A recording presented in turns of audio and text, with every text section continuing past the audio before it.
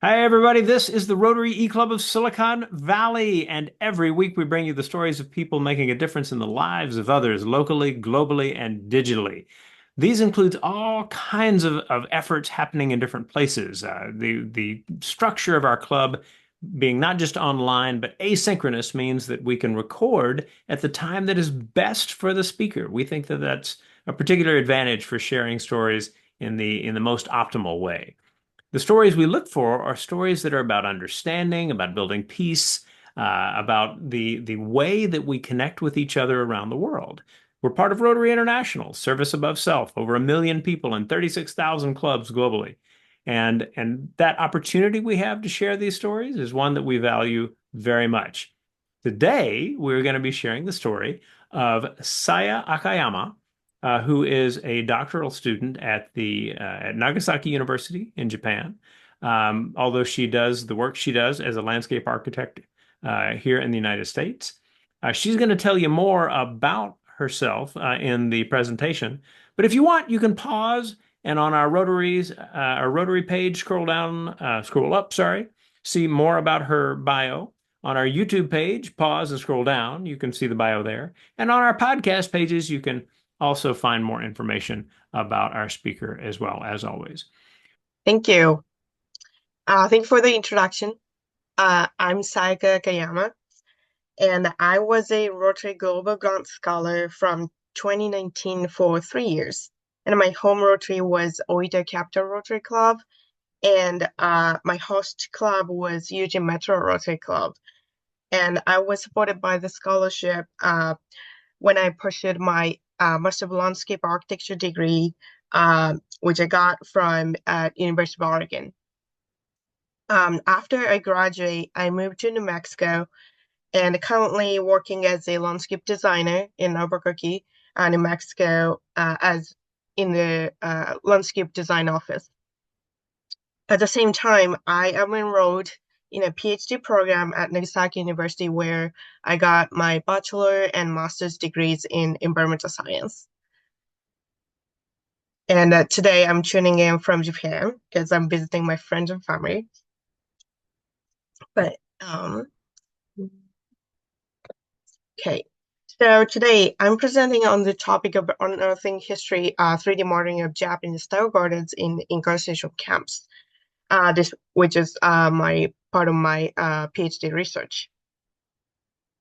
So begin with I have a one question. Do you know where the newest national park is? It's the Amache National Historic Site in Colorado. And I'm going to talk mainly about uh, this place in this presentation. The site was designated a National Historic Landmark since 2006, and this year it was established as the Amache National Historic Site. Today, I'd like to introduce a brief history of Japanese Americans who evacuated to the Amache incarceration camp and Japanese style garden built there. And then talk about the 3D modeling of this garden and its future a little bit. So, on February 19th, 1942, the Executive Order 1966 was issued by President Franklin Roosevelt, which forced the removal of all persons deemed a threat to national security from the West Coast to relocation centers farther inland. In the next 6 months, approximately 122,000 men, women, and children were forcibly moved to assembly centers.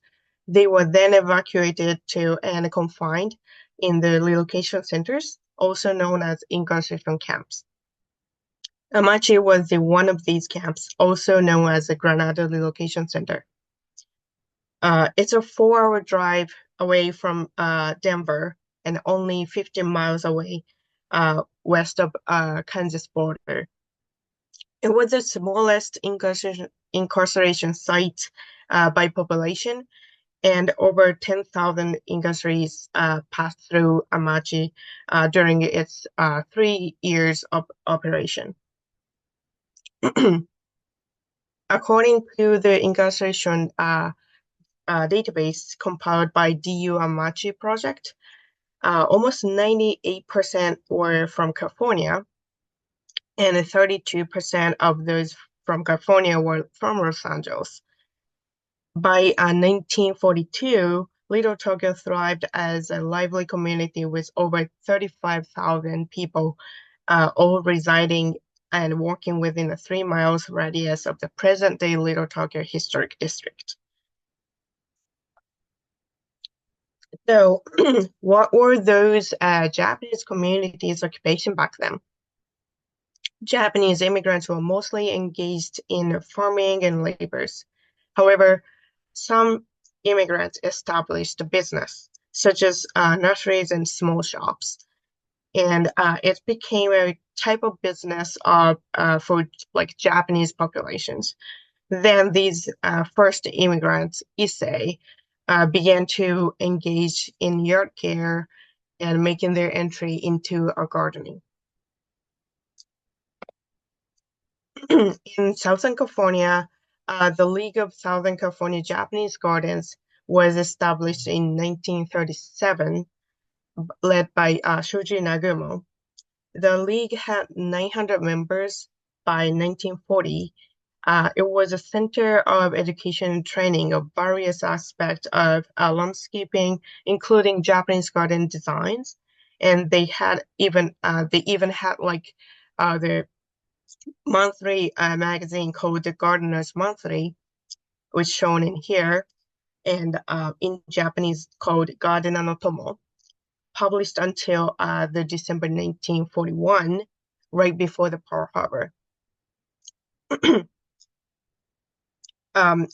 is possible that some incarcerees in Amache have passed through this league prior to the war. And even though it is difficult to identify the individuals or the number of gardeners who passed through the league, because the member list of this league is not available. In Amache, to overcome the deep sadness, anxiety, and the fear over the unknown outcome of their lives at the incarceration camps, Amache detainees organized schools, religious services, and cultural events to support themselves. They planted trees and created gardens to mitigate the effect of harsh climates. One of the activities was engaging to gardens. In the Amache, people shaped the landscape with 3 types of gardens. They are entry gardens, big tree gardens, ornamental gardens. So the entry gardens were typically grown at the entrance of a home or the building, and many families grew an entry gardens in front of their barracks, and even a school student compiled the entry garden project at the campus school. Victory gardens were edible gardens, named such because of the effort of people to grow their own produce and aid war effort. And lastly, the ornamental garden took on many different shapes and sizes and included many features beyond plants. So they have elements like bridges, artificial ponds, or uniquely shaped rocks.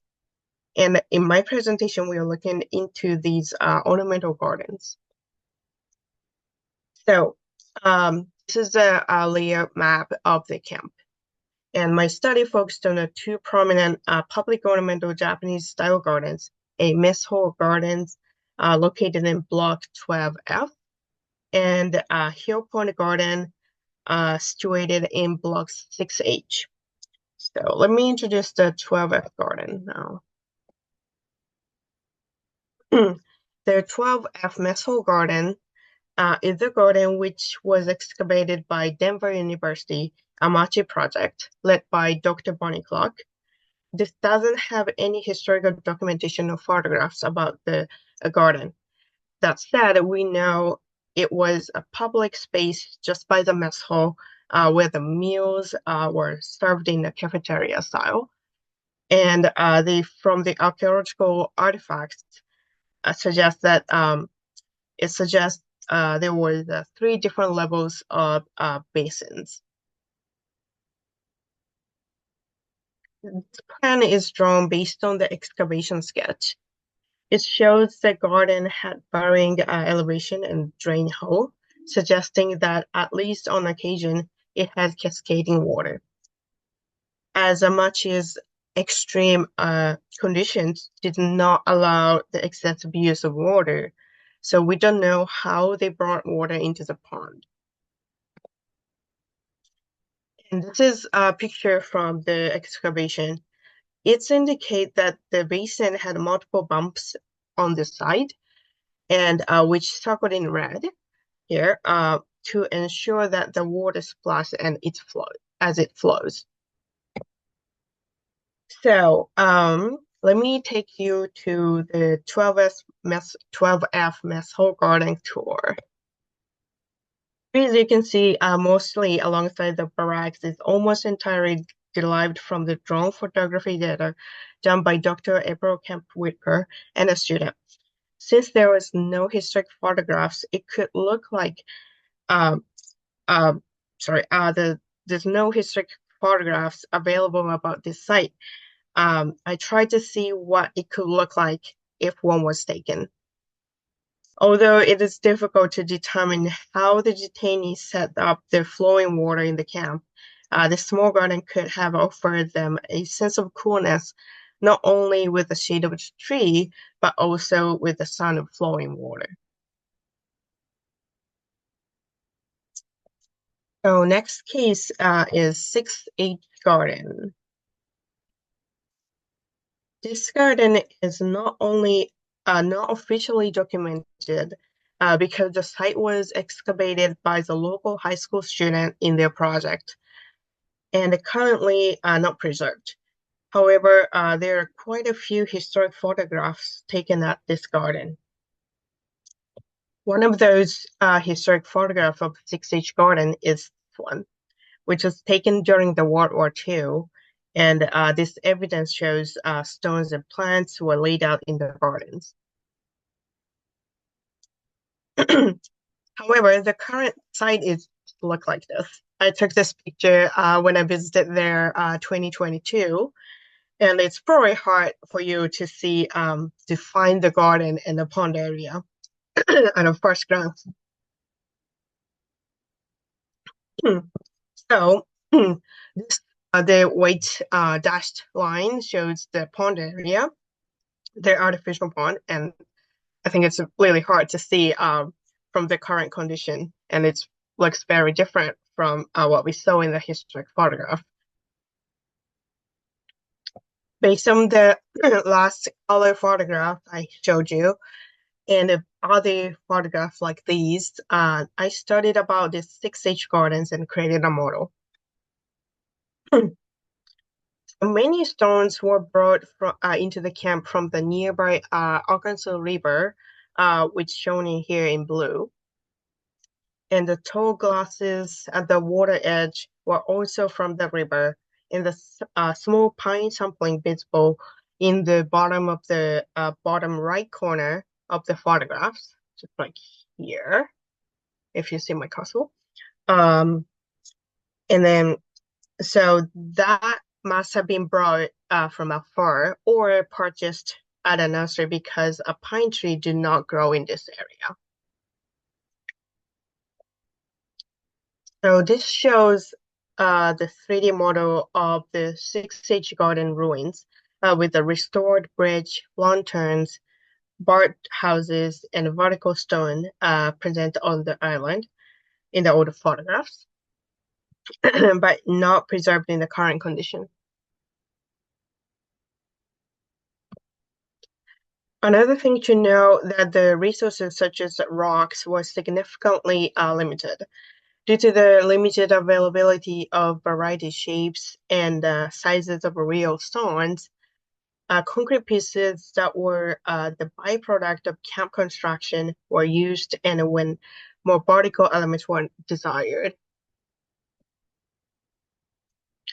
So this tour, I will take you to the 6-8 Hill and Pond Garden.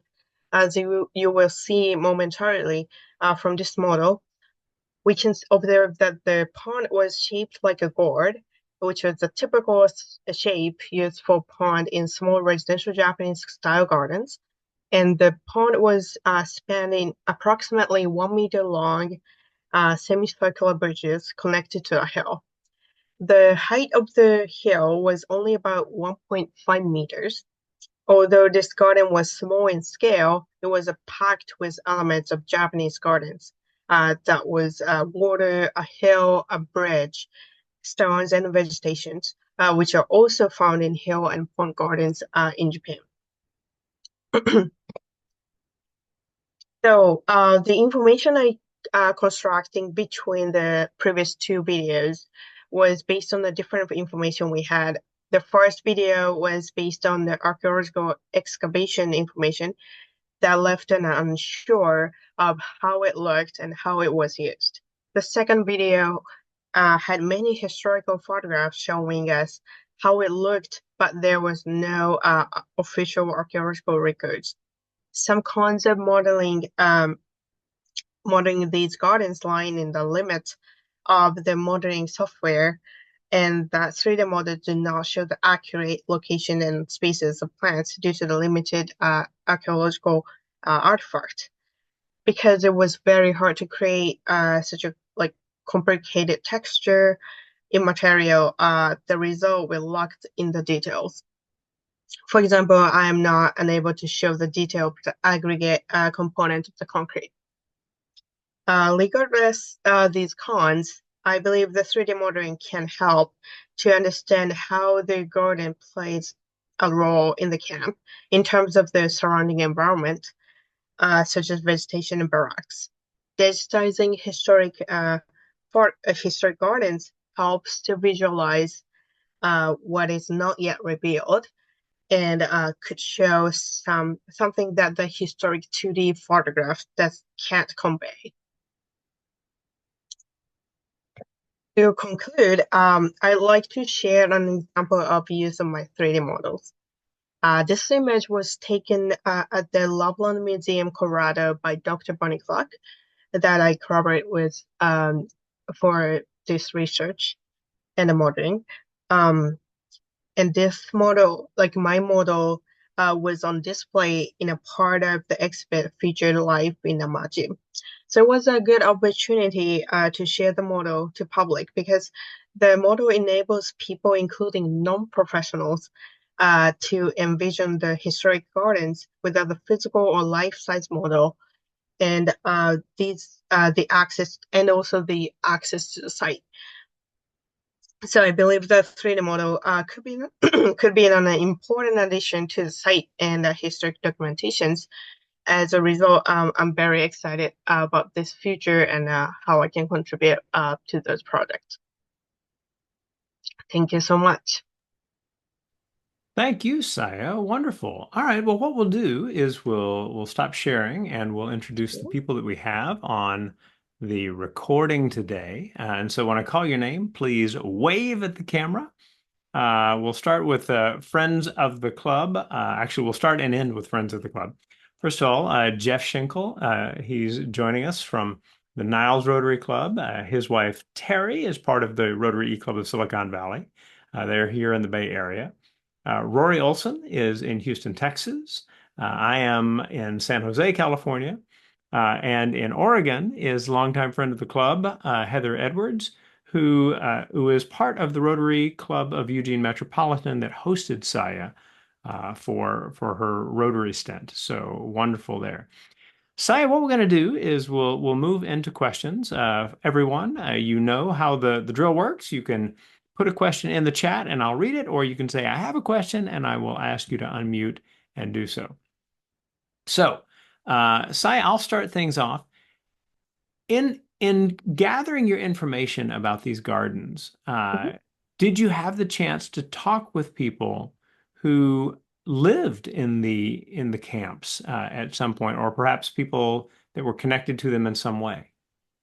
Unfortunately not, because the people who were there are very elderly and it's hard to connect. But my corroborators about with the Dr. Bonnie Clark, she had many connections to people, and then like she's been studying. I just started this research in Mhm. a few years, but she's been working longer, a lot longer, and she had a chance to talk to them. So I, got those information from her, not directly, but yeah.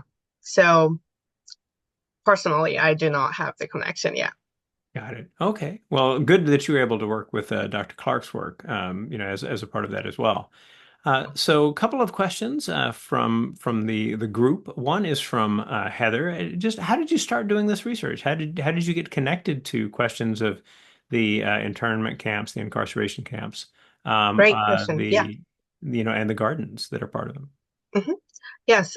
So when I was a landscape architecture student in Oregon, I had a studio about the Bumport in Portland, which was happened to be the assembly centers. It's not the incarceration camp, but like people who were gathered at the assembly center at first and then sent to the incarceration camps. So I just found out when I was doing the site visit and the site research during my studio classes, I found about the Japanese Americans history and those found those connection. And then luckily at the same time, my professor that I know since I'm in undergrad in Japan, just visited me in Oregon and talking about this, like she started this project and like, no way, like I just learned about those things and I'm very excited and to learn more. And I was so interested in, and she also offered me a doctoral, position um, in her classes. So it just magically worked out. Well, very nice. So, some of the details about the lives of the people who were there. So, Terry Mhm. asks, how many people lived in each block? I mean, it's very powerful, the 3D modeling for getting Yeah. some sense of it. But for each of those buildings, It depends on the families, but usually the families were in the same barracks. But if the family has many kids, it could be like six to 7 or 8 people in the barracks in the one area, which is very small. If you were able to visit the site, there is a barracks right now, like this, the physical model, like physical, like human scale model. hmm And I visited there, but it was really small. Like it's like a studio room, if you find in the States. And it must be like really packed. Um, so like, yeah, it just imagine like a studio um house and it packed in like 6 people in there, even it's a family. There's no privacy or anything. So it's very packed. got it. And thinking about how people would choose to spend their time. I mean, this is even today. I mean, the town of Granada that is near this site is just a few hundred people, right? This is Yeah. not not an easy place to live in. Hmm. So in developing the gardens, is the idea that they were doing everything they could to just create some sense of normalcy, some sense of connection to what a real community in their minds might be like? Yeah, I think so. Because there was many different kinds of activities were done in the camp.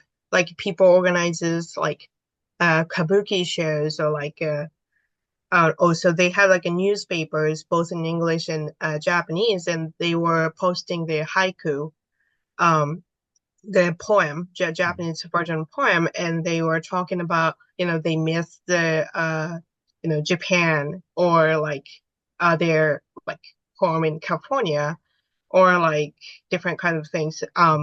So they have like many different kinds of activities and plays or like kabuki or like, and I think it's a in a way like it's became a center of education or like passing down place of Japanese culture because like when they were living in the California, they were like, dreaming about like American stuff and like doing the farm labors. They may not have much connection to elderly people. But in the camp, many people gathered like in different generation, and it became uh the place to pass down those culture and traditions. But I think the difference be from those like activities versus gardens that were mostly in the public place and a permanent stuff instead of like like a doing some play, kabuki play, or like it's a momentarily thing, but the garden stays there. So I think that may um, affect differently to the people who were there. Terry asked the really interesting question of whether there is evidence of gardens at other internment sites. Yes, yes. Many of the other places had Japanese gardens. One of the famous one is Manzanar in California, which I visited last year or the 2 years ago, and they have very different kinds of Japanese gardens. Actually, they had like a huge gardens, and that's partially because of their climate. They have like a cascading water from by the mountain, and they have like a different kinds of rocks. I was there and I found like, oh my gosh, like it's so different from Amache. Like Amache is very limited in water and also the stones, but Manzanar, they can make the real Japanese gardens. There are like tons of different kinds of stones, almost like rocks in size. And also, another thing was people who went to Manzanar were mostly from Los Angeles as well, like just like the Amache one, but they had like a professional gardeners who were originally trained in Japan, or like they had more experience professionally as a gardener. So I think it's a little different situation compared to Amachi. But So, there's yeah, more so Japanese gardening. Yeah. okay, is the idea that the people at Manzanar were more connected to the magazine that you mentioned, the Gadna no Tomo? Probably, yeah, yeah. That's what I would assume. Cannot say that was the case because we just don't have the member list. Hmm. But yeah, it must have like more connection to those. Heather asks where they were able to get the plants and materials for the traditional elements of Yes. the gardens at Amachi. Yeah, great questions. So many of the people from came from California. They had nurseries. There was like a few families who are known in the as a like a Domoto family, Shigekuni family. They had like a big nurseries connection. So they could import those plant materials, and I think those people were also like helping to create the Japanese garden in the camp. Got it. Rory, I think you have a comment. Go ahead and unmute. Yeah, just I'll mention this for what it's worth. I don't know if you're at all familiar with the series of Longmire, who is a sheriff in the U.S. Well, the most recent novel came out sometime this year, and it dealt with earlier stages in Walt Longmire's life. And one of them was when he was on his way to report to the Marines for Vietnam. He wound up stopping in a town which sometime in the past had an internment camp, and there were a lot of, adventures, et cetera, et cetera. But it also brought in a lot of the things that happen, good and bad, in the camp. And I just suggest if you want to see how author treated it, just look up the most recent Longmire novel, and it deals with it. It's not going to change the world, but I found it to be interesting, and you talking about it just brought that back to my mind. Yeah, thank you. Yeah, I will definitely check it out. Thanks. Sure. Nice. Heather asks another question, or she has another question about the work done in Oregon. Go ahead and unmute Heather and ask that. Thank you. So I'm sure you all remember, as if 2020 wasn't difficult enough when fire season started, and this area was really devastated. And just to the east of the university, we had a number of forest fires that destroyed communities. Can you tell us a little bit about the work that you did in restoration out there when you were still at the U of O? Yeah, thank you. Yeah, so with the connection from the Eugene Metro and others, Rotary Club in Springfield, L Club, and others in the district, I got an opportunity to create the little Japanese garden style, like Japanese style garden, I would say, as a part of Rotary project to restoration about the medical clinic. In front of the clinic, there was an area, and I got to design about of that garden. So I brought some like a Japanese garden concept to it because the water is a key part, crucial part, and connection to the fires that we had there. So I was able to connect more Rotarians there when I was designing and also constructing. And we just tried to make a little like Japanese style garden with using the stones and showing the flow of water, like almost like a dry sand garden, like kare sansui garden. And yeah, that was one of the biggest part of my landscape project that I had in Oregon. I love that you got to do that with the Eugene Metropolitan Club. The idea of service happening academically and quite tangibly following the fires. Thank you for that, Heather. I think that's a good place for us to wind down. I will do some of the normal pieces that we do when we finish, and then I'll hand it back to you, Saya, for the final word. So everybody who has joined us for this recording, whether you're watching it on our Rotary page, SiliconValleyRotary.com, more easily gotten to via Rotary.cool, or you're watching this on our YouTube channel, or you're listening to this as a part of one of our podcast channels, we thank you for taking your time to enjoy the stories that we get to encounter as a part of our club working to highlight the inspiring stories of people doing interesting work around the world. As we finish up, I would encourage anyone who is on our SiliconValleyRotary.com page to scroll down to the bottom and leave a message in the Discuss, DISQUS section, where we have a forum, and it's one of the ways in an online and asynchronous club we're able to share ideas with each other. As we always like to do, we hand it back to our speaker for the final word. So, Saya, what would you like people to have clearly in mind as they finish the video or podcast? Okay. Thank you again for this opportunity. Yeah, to the people who are listening to this audio, I would encourage to think about these histories because I'm still a student. Honestly, I don't know what I can do and contribute to the society with this research, not quite yet. But I think in this time and as a generation who didn't experience the war and only can hear and learn from the history, I think it's important to know and learn from the history and at least to continue thinking about those things. So I hope this becomes an opportunity to think about those histories. And for myself, I continue working on the research, try to publish some articles. One of the publications came out recently about this Amache's project. So if you just Google about the title is Explanation of the Value of Japanese Style Gardens in the Incarceration Camp.